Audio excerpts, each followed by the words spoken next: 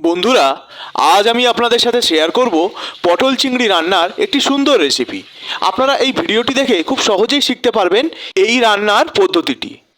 যেমনটা দেখতে পাচ্ছেন, একটি পাত্রে নিয়ে নেওয়া হয়েছে পর্যাপ্ত পরিমাণে চিংড়ি মাছ, অপর একটি পাত্রে নিয়ে নেওয়া হয়েছে টুকরো টুকরো করে কাটা আলু এবং পটল, আরেকটি পাত্রে নিয়ে নেওয়া হয়েছে কুচি কুচি করে কাটা পেঁয়াজ, লঙ্কা এবং টুকরো টুকরো করে কাটা টমেটো, এবং অপর একটি পাত্রে নিয়ে নেওয়া হয়েছে আদা রসুন বাটা।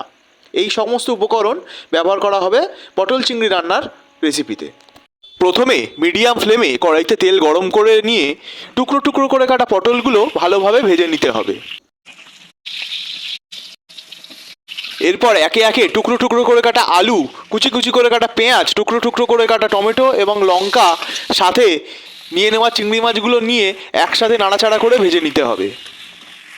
এরপর কড়াইতে একে একে আদা রসুন বাটা, ধনে গুঁড়ো, জিরে গুঁড়ো, হলুদ গুঁড়ো, কাশ্মীরি লঙ্কা গুঁড়ো এবং স্বাদমতো লবণ ব্যবহার করে মিশ্রণটিকে ভালোভাবে নাড়াচাড়া করে নিতে হবে।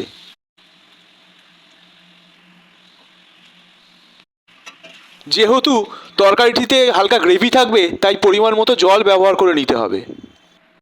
এরপর কড়াইতে ভেজে রাখা পটলগুলো একে একে দিয়ে দিতে হবে।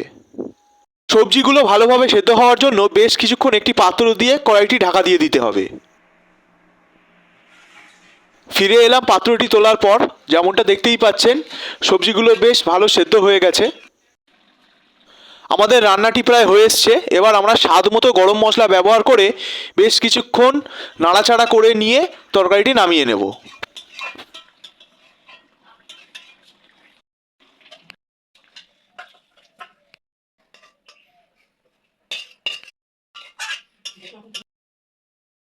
বন্ধুরা, ভিডিওটি ভালো লাগলে লাইক কমেন্ট শেয়ার করে পাশে থাকবেন এবং বাবা মায়ের রান্নাঘর এই ইউটিউব চ্যানেলটিকে সাবস্ক্রাইব করে আমাদের উৎসাহ প্রদান করবেন, যাতে ভবিষ্যতে আপনাদের জন্য আমরা আরও ভালো ভালো রান্নার রেসিপি আনতে পারি।